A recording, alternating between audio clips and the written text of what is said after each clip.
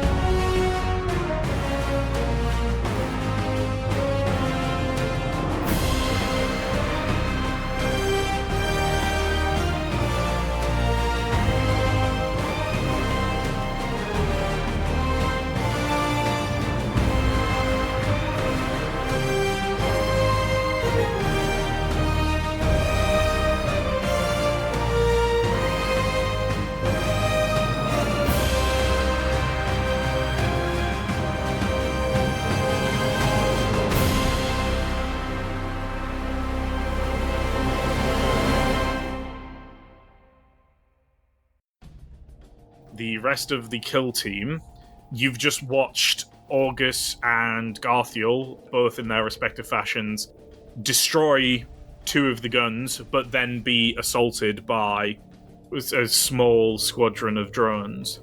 And they seem to have taken some heavy damage from the drones. What was the rest of the squad want to do? Oh, because obviously Sala calling in the airstrike is a free action. Brother Sala, permission to set up some emergency cover. Permission granted, brother. What is the cover that we're currently in looking like, out of curiosity?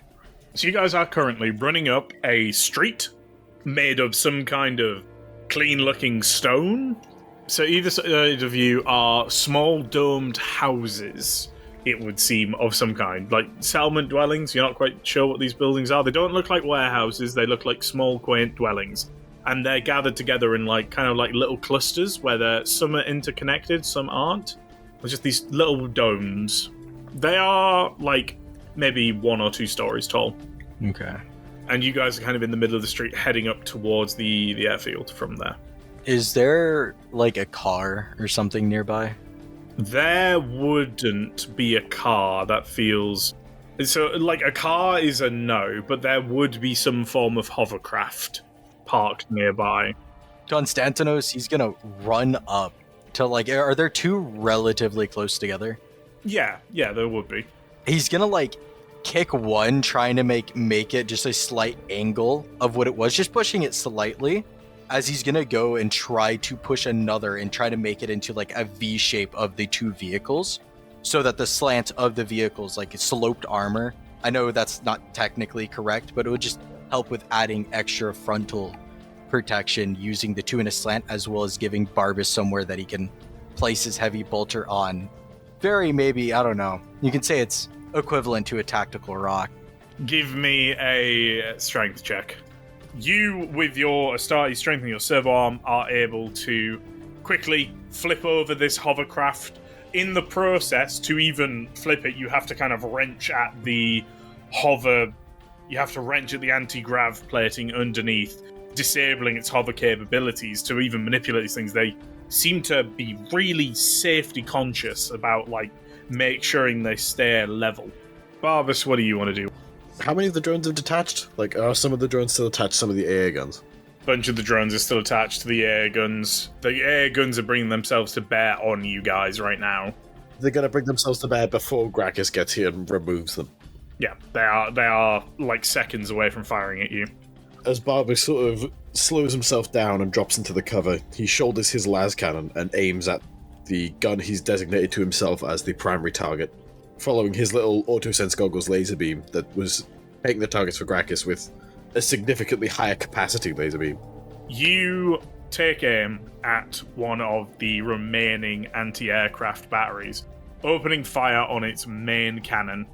Your shot slams into the center of mass of the weapon, striking its power core, causing it to detonate in a conflagration of yellow fire. Excellent. Does it happen to be yellow fire powerful enough to take out the drones attached to it? Yes, because it is a critical explosion. Excellent. Alright, Sala, you've called in the airstrike. That was a free action. What else do you want to do? Sala sees Konstantinos' makeshift vehicle V-shape and leaps into it with immense gusto. So, the 4 remaining anti-aircraft batteries fire. The first one, the one that August had laid a crack grenade inside the barrel of, misfires immediately. The crack grenade detonating inside of its barrel, causing it to blister out and the magnetic field to be broken, causing its projectile to fail. However, that is all that happens. Damn it! You spike to the barrel. Meanwhile, the 3 other guns open up, firing and missing completely. All 3 of the large blue energy projectiles they fire out of their barrel slamming into the ground around you, throwing up chunks of the strange rock and grass that surrounds you, none even striking the hovercrafts.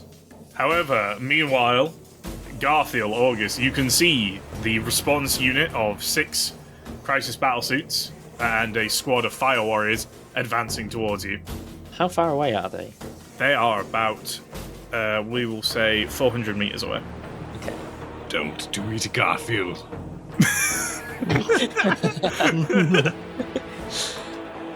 As you stare down at this approaching force of Tau, you suddenly hear a scream of rocket fire as above you, undetectable to your suit sensors or your superhuman hearing, comes the Corvus Blackstar, swooping past, unloading its rockets into the 4 painted targets, immediately detonating the 3 remaining anti-aircraft arrays and making sure that one of them is doubly dead. Garthiel's gonna play fly swatter. As Garthiel, using short bursts of his jump pack, leap up, power sword swinging wide as he slices through 2 at once. Swinging his chainsword, one last throw, sparks fly everywhere. The last 4th drone narrowly escaping at the tip of his power sword as it backs away just in time. August is seeing Garthiel struggling with these things, and he has a decision he has to make right now. How close are those crisis suits that are incoming? So they were 400 meters away, but being a crisis suit, they are already 350 meters away, roughly. Garfield, can you handle these drone things? I can handle the ones within my range, cousin. Deal with your side, as I have done for mine. That I will, brother, but we need to regroup with squad lead. Those crisis suits will be too much, especially with these Harriers. August grits his teeth and sighs a little. He eschews his usual duelist stance and goes all out in brutal fury, striking down and hacking at a pair of drones. The drones fall to the ground, gouged and sparking as 2 more circle around you, their pulse carbines aimed and ready to fire. Barbus? He's done this millions of times before. He simply assumes his rigid stance and to brace for the recoil of the weapon and just squeezes the trigger, letting 7 shots fly because they bolt the drill shot. Barbus opening up with the heavy bolter. Most of the shots go wide. However, one shot just clips one of the drones pinning down August. Just explodes right on the edge of the right place to blow it out of the sky, destroying it. Barber smirks himself under his helmet. August, Garthiel, regroup with the squad. You're in too much danger. One more kill, squad lead, and then I will proceed to your location.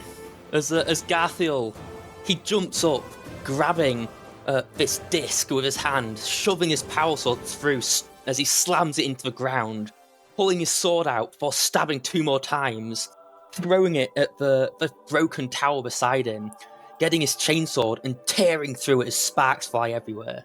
On my way, squad lead. August. Yeah, so August hops up, cuts straight through the drone, and mutters back over the vox to Barbus.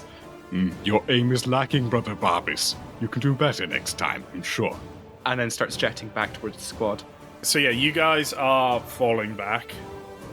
And Garthield's not fell back yet, and the tower 300 meters away from you at this point. Yes, I will.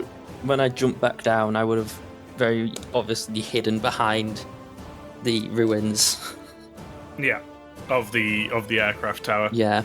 Well, it's actually the best cover now because this is the one that you just jammed your crack grenade in the mechanism of, rather than blow it up fully. Yeah. So it's just there sparking as the gun like jitters back and forth trying to move still. So yeah, the tower closing in on your position, Garthiel.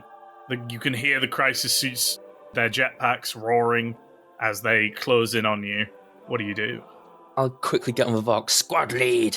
Permission to ask Caracas to bomb the tower location. I'm just going to respond affirmative to Garfield.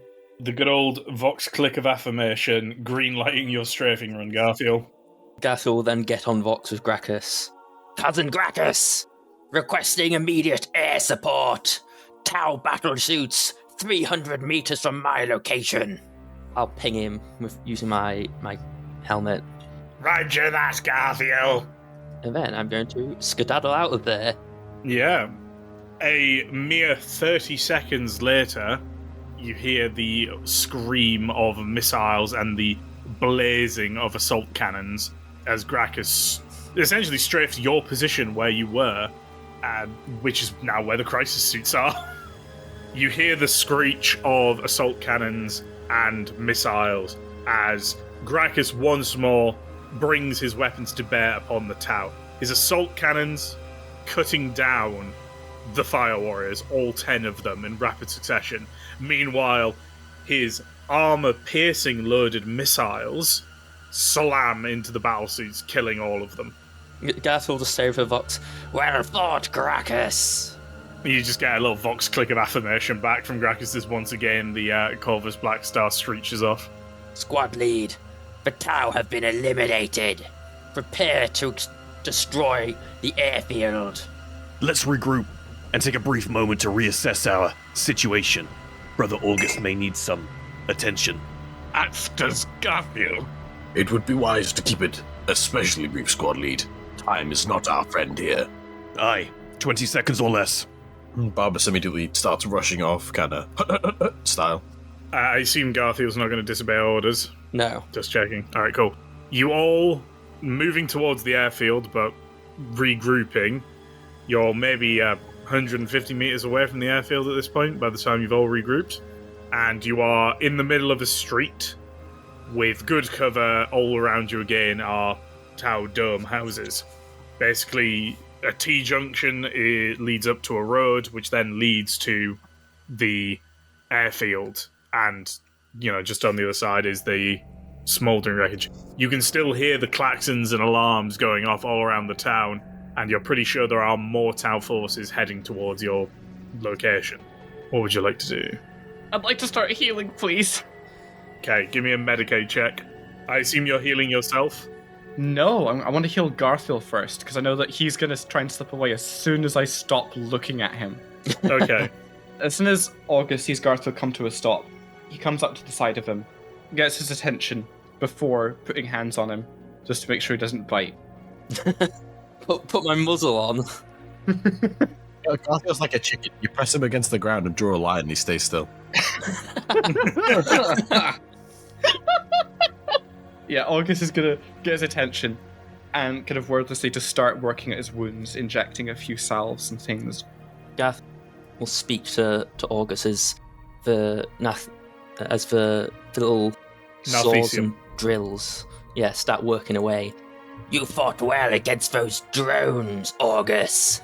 Although it is clear you are lacking in many aspects. Perhaps we should see each other in the fighting pits, brother. I would welcome it. And then before August turns the series of syringes on himself, giving a full diagnostic and taking a bit more care and time with this one, because he knows that he won't run off in the middle of it. I think Garthia would also add, just to harken back to when August insulted him, I'll show you how much in control of my actions I truly am, cousin. A man who is in control would not have to state that he is. Oh, my heart. The rest of the squad is here, by the way, as August does that. That only takes about 10 seconds. What would you like to do from here? Squad lead, permission to demolish. Permission granted. Alright, so you guys head down the road, marching towards the airfield at speed, arriving there within a handful of seconds. The airfield is littered with craters, explosions, and fire at this point. You can hear the sound of approaching Tau forces, and currently you can see a few buildings that look like hangars, and they have planes inside of them. A few smaller dome buildings, and scattered around you is those larger circular landing pads and towers with sort of discs of landing pads heading up them in a spiral pattern. How easily could a power sword cut through these towers? These towers, in terms of the thickness of the actual pole that the circles are attached to, are, they're buildings, they're skyscrapers. Cool. So pretty not like actual skyscrapers, but yeah, they're at least 5-10 meters wide. So it would take a couple swings. Yeah. it would take a while. You'd be stood there for ages as you slowly sawed your way through the bottom of this essentially little building. Any fuel things nearby we can use to blow up? Not that you can see, but also you don't know what that would look like. Can our resident Tau eggheads have a look? Yeah. Is there anything I would know? Oh, is there anything I would know? Because I know Tau ciphers.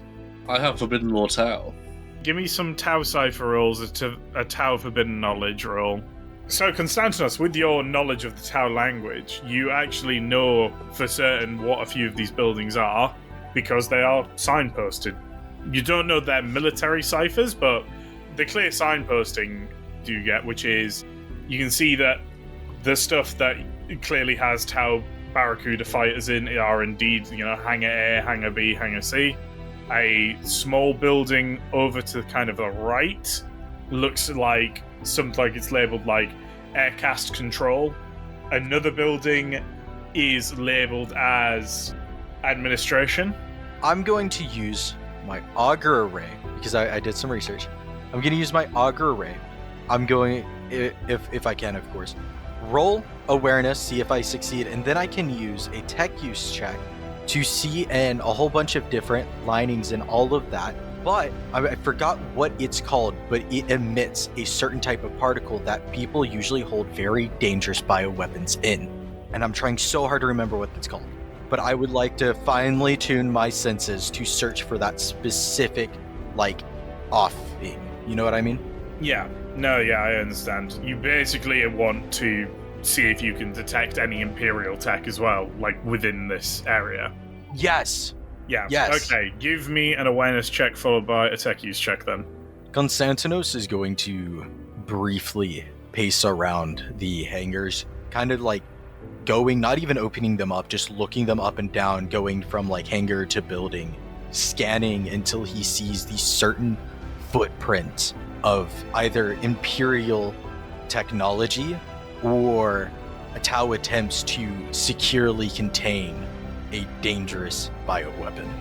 With your finely tuned sensors and surveying each of the buildings, all the locations, you in fact immediately recognize some signatures of the Mechanicum in the administration building. Brothers, there is Imperial tech in the administration building. Our primary objective may be in here. Squad lead, what is your orders? How far away are these signatures? They're just within one of the rooms in the building. They're you could punch through a couple walls and you would be there. Okay, so since it's considering it's possibly been more than 5 seconds of not doing anything, Barbas is gonna pipe up and say, Squad lead, it would be advisable to breach and clear this building and move on. Affirmative, Brother Barbas. Squad? Konstantinos he goes to open the door. It's not big enough for him, but he decides to walk through nonetheless, leaving the shoulder pad and helmet imprint as he walks through. As you basically smash your way through the thin metallic walls, You immediately start to hear a clamour from one of the rooms just down the corridor as Constantinus is the first through the door. There are no Tau inside, it would seem. Is there a window? Well, there might be a window in the room they're in. You're not sure. You need to maybe do a walk around of the building. Am I getting any lead signatures? No, but you still have those Mechanicum signatures. Far, Yeah. August would like to pass through the door and begin investigating. He wants to see if there's any sign of what's happened here, which direction people might have fled, if they're scuffing on the floor in a particular pattern. Yeah, sure, absolutely. I'm just gonna walk towards the signatures. All right. I assume the rest of you are following behind the people who are going in. Zarek's doing an exam. I'm going to stay outside and hold the perimeter. Okay, all right. Actually, wait, how high up is the second floor? Second floor is 1 story up, so... Can I jump that? Ooh. And I quote, the second story is 1 story up. The guy holding a heavy bolter and a las cannon. Can't I jump it? I mean, yeah, you're gonna have to just make me a straight strength check of just, like, jump. Meanwhile, August, investigating around, you're pretty sure that this administration building is where the crisis suits you previously encountered came from. This is where the crisis suits came from. They were probably guarding something, and there's likely more inside. Croc, are you making a jump check to get to the second story, or are you pulling Overwatch outside the administration building? I'm going to hold Overwatch outside the administration building. I just want to know if the option's there, so on a dime he can turn and just, like, you little fuck, blast through the window. Yep, alright, okay. Instead of just holding Overwatch, can I wander around and see if there is a window on that side? Yeah, sure, absolutely. You can wander around. Alright, meanwhile, Constantinus, you have walked a little bit down the corridor. Behind you is Sala, Dima, and Garfield. And there is a door to your left, and the Mechanicus signatures are right behind it. Shall we? Constantinus will move to the side and gesture for Dima to break the door open since he so kindly volunteered. Sure. Demo will just kick in the door and watch for. You are immediately met by a hail of las fire. The red hot beams firing into the doorway all around you, not a single one hitting your armor despite them firing at point blank range. What do I see? As the dust clears, you see 3 tech priests holding las pistols, looking terrified, with a Tau diplomat in the room who is pulling out a pulse pistol. Just kicks in door, dust hails from the smoke. I imagine you just see this giant red beaky helmeted man just be like, scum! It just goes straight through. Dima almost kind of jumping in a sense. Was just gonna bring his axe up directly overhead, straight down through, effectively bifurcating this poor Tau diplomat in 2 halves vertically. Cutting his hat in half. Constantinos.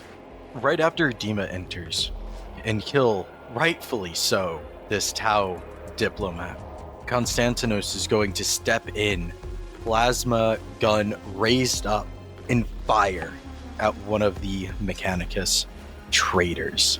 Constantinos, the fury that the AdMech of all people would have traitors in it, just like rage filling his eyes as he just pulls the trigger, entering both of them, melting them down from the heat of the plasma. As if he would have his helmet off, he would spit, but I'm never taking off my helmet. Leaving 1 tech priest left in the room. As Sala walks in the room and he sees the final tech priest, he takes a quick scan around the room. He sees some suspiciously shaped vials on the table. Before making heads or tails of them, he looks back towards the tech priest, walks up to the tech priest, grabs the tech priest's hand, still gripping his las pistol, and then forces the hand and the las pistol through the tech priest's head. So you grab this tech priest's hand with the las pistol, it firing as you slam it into his half-metallic skull and through the other side, ripping the arm out of the socket in the process as you kill this traitor in a single swift movement, their bloody body falling to the ground. as you finish that, Barbus, you arrive at the window and see the carnage and destruction your squad have just unleashed upon the tech priest and Tau diplomat. While everyone's messing about in there, following on from this investigation thing, where exactly did those battlesuits come from? Like, which pass? You'll need to step out of the building to facilitate that. Oh, I thought you said they came out of the building from here. Yes. Yeah, no, like, they literally were, like, searching around. They were keeping guard in this building and around this building, like, outside it as well. So they were stationed outside and inside this building. So they clearly came to this building from somewhere else. Okay. So August will step outside for a moment, and he's just going to be checking around, making sure that there's nothing they've missed, because he can't shake this feeling that there's something very wrong about how easy this part just was. Barbus, are you doing anything? Barbus keeps patrolling. He's not jumping through the window this time. Okay. So Barbus continues to patrol around the ground floor of around the outside of the administration building. Meanwhile, in the room, Sala, Dima, Garthiel, and Konstantinos. The room is now painted with various shades of alien blood, mechanicum oils and incenses, and of course, good old crimson red. I would like to scan and see if there's any prominent and venerable and just any cybernetics or any technology that these traitors might have had on them that they no longer deserve nor need to bring back. You can give me a Forbidden Law Mechanicus, a tech use. I'll go with Adeptus Mechanicus, because I've just never rolled that before. Okay, so with your knowledge as a initiate of the cog yourself, you would know that these priests are of random ranks, random levels of seniority, and it really does seem like the priests that got away with these samples were just lucky, or like you're pretty sure these weren't even the ringleaders of the conspiracy. These just seem to be the ones that escaped the Watch Captain. So there's no regarded technology on them or cybernetics? No, they really do seem like there is no way you could believe that, with your knowledge of the Mechanicum and its internal politics, that these guys are the leaders of the conspiracy. You're pretty certain that if the Watch Captain kind of was taking care of these guys, that he's probably already killed the leaders of the conspiracy, and these are the survivors who escaped in a hurry with the Biophage canisters, which are sitting on a table nearby. If that's the case, I would like to quickly just lift my helmet up a little bit and just spit before putting it back on. Your acidic spit sizzles on the corpse of the traitors tech priests. Brothers, these are nothing but varying ranks of mostly lower of the Cult Mechanicus. It seems like Brother Captain Varus did mighty well in exterminating the higher ranks of the traitors. So I was going to jump on the Vox. Brother Garthiel, I have a question for you. Yes, squad lead. How hungry are you? Garthiel, understanding the assignment, will head over, lift his helmet up a little bit, and just take a little finger dip in, and like put 2 fingers in his mouth. There's 4 different dudes. You've got like a buffet. You can like dip and you try the dips. A try finger the each dip. train. Try the entree. A finger each. Okay. You said the tower for last, Get fingering. It's all yours. From the Mechanicum, you immediately get kind of this sense of bitter resentment. Like, from what you can decipher from the flashes of the images of the 3 different men you consume, you can kind of detect that they betrayed the Imperium for advancement. They felt stifled by the Mechanicum, and they met in secret with Tau agents that they gained access to by the Mechanicum's link to the Timbra sector, and those other sectors heavily influenced by the Tau crossing the Damocles Gulf. And it becomes very clear to you how this cancer, this infection, spread up to the research station and the Mechanicum working on the Biophage, as it seems that once, within the Mechanicum, the central ringleader of this conspiracy was in fact killed by Sala at the research station. Wanker. You're telling me that guy was the ringleader? The guy who got his armor removed and keeled over? Yeah. Some disgrace to the mechanic as he was. Anyway, you also get flashes of the watch captain finding their conspiracy on the Lance of Penance, busting in with the other Deathwatch veterans and absolutely butchering them. And a mad dash escape as these members manage to grab the canisters, other automatons protecting them, the more senior members of the conspiracy trying to get out with them, but the watch captain making sure they didn't escape.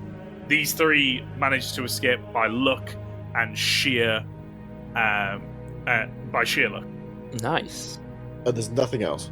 That's kind of a general flash you get from them. Was there anything particular you're trying to find out from them? How many of the canisters do we have in this room? You got all three of them. Oh, okay. There wasn't like when we landed here, the town brought out their canister clone 9000, and they've actually got 6 more copies sequestered all over the space. What do I get from the Tau? From the Tau, you get, again, flashes of strange worlds, flashes of interactions with humans, of him corrupting various imperial dignitaries, him spreading his greater good, and then it fades quickly, your biology rejecting the Xenos DNA. Spit out the Tau's blood. Cousins, these tech priests are weak. Yes, we know. We killed them, brother. Yes, they are nothing but scum. Brother Dima, Brother Baro. As I turn around, noticing that Barbas isn't in the room. You were the one who destroyed their leader on the research station with your precisely aimed sword. I'm so glad that your aim was non-lethal, brother. Well, brothers, as always, my instinct is infallible. Aye. Brother Sala, Brother Dima, I do believe it would be best if we split up the 3 canisters between us. Sounds reasonable. Let us destroy this airfield. Aye. As Konstantinos is going to go over and grab one of the canisters and toss the other 2 to Dima and Sala. Always.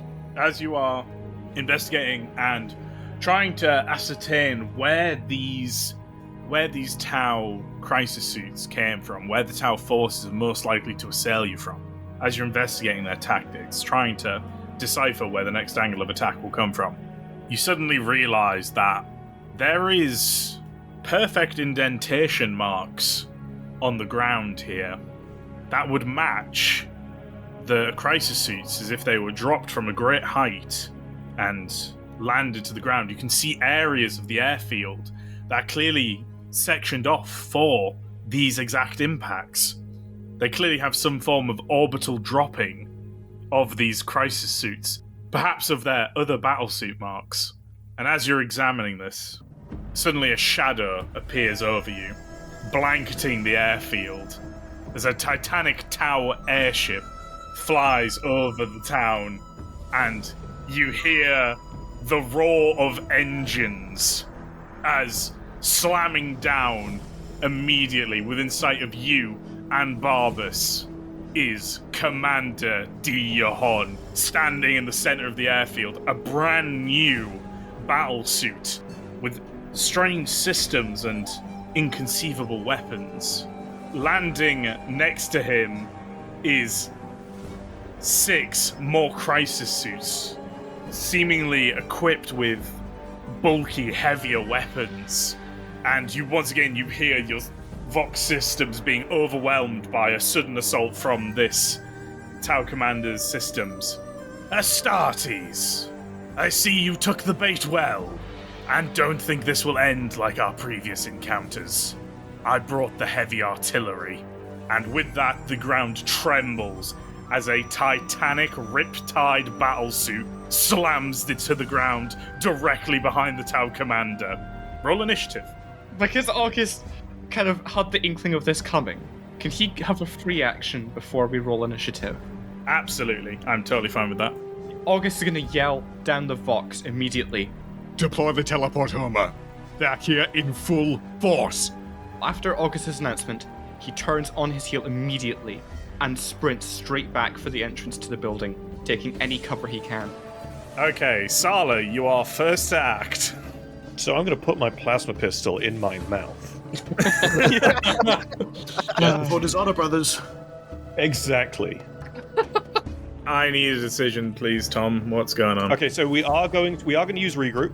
So, Sala, as you begin to dispatch orders for the squad to regroup and move as the Codex would dictate, you suddenly feel your systems being assaulted, and numerous other commands mimicking your voice, distortion, interference, assails the entire squad vox system, seeming to try to interfere with your orders. However, you, as a combat veteran, you rally together, you push through, you give your commands, and they echo true and clearly to the squad despite Commander D. Johan's interference.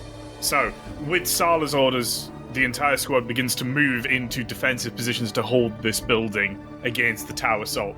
Barbas hopping in through the window outside, quickly throwing his bulk through the transparent aluminium and inside the safety of the building and cover. Dima. Demo's just gonna flick his arm out, engulf it in green flame, as per usual. I'll delay my half action, so I'll get it before my next turn. Garthiel. Garthiel jumps into one of the rooms, preparing himself as he hones in to all the senses surrounding him, preparing himself for an assault from any side. Konstantinos. Konstantinos is going to get the locator beacon out of one of his pouches and activating it. With my last half action, I will be using Evaluate to strengthen my local armor. Barbad. Having seen the hated foe Diahan show up and being forced to dive into a window, he is just... There's something under the surface. It's a raging tempest of just... Oh, he's angry. And he kind of has to stop himself, because against his better judgment, he really wants to just shoot Diahan dead where he stands. But he also understands that getting blown apart by Riptide is not conducive to continued mission success. And reluctantly, he moves into a combat stance further away out of line of sight in a spot he has deemed easier to defend. So, one of the crisis teams, so that's three of them, immediately begin to jet off around the other side of the building to encircle the building. And the others begin overwatch over the building, spread apart and keeping their guns locked and sensors peeled as you all hunker down out of line of sight, their weapons ready. Meanwhile, the Riptide steps forward, its ion accelerator pointed square at the building, as with a surge of energy, its gun revs up, seemingly pushing itself to the limitations as the central power unit of the Riptide flares with energy. The Riptide fires into the building, the ion accelerator slamming into the side of the building. The whole building shakes. Cracks emerge across its structure, but the exterior of the building holds from one shot. It is severely damaged from that, though. The commander is going to basically join one of the crisis team squads in overwatching the entire building. August. August is looking around at his brothers, all hunkered down, waiting for this beacon to power up and draw down whatever reprieve they're gonna get. And he opens an open Vox channel. Commander D. Johan, you've spoken of honor before. Tell me, what kind of honor does your kind know that this is how you should fight? The honor of victory, Astartes. The honor of tactics. And this is all you can bring to bear. Why don't you step out of your shell, little turtle, and we shall see. The truth is, Daniel, that we do know tactics. Our Emperor bestowed in us tactics that shall render us unbeatable. Know this, whatever you think you might know about this galaxy is merely a poor screen, a reflection, an imitation. I've spoken to your kind. You know nothing of the cruelty in these stars, and you will die like every other upstart. And with that, a drop pod slams directly in front of the building. The doors to the drop pod fall down. Commander D. Johan and the crisis suits open up with fusion blasters and plasma rifles. Hot white fire illuminating, scorching the inside of the drop pod as two black boots slam down from the clearing dust. I believe it takes more fire to scorch a dragon. And watch Captain Varvarus begins to advance towards the Riptide, Commander and crisis suits. August will move near to where he can, with one other single move, see outside. So within a move of seeing outside. So he's ready to go. Watch Captain Varvarus stepping down from the pod, sees the giant towering Riptide. He sweeps his purple mantle of Drake scale aside and draws his thunder hammer, igniting it as the head bursts into searing white fire.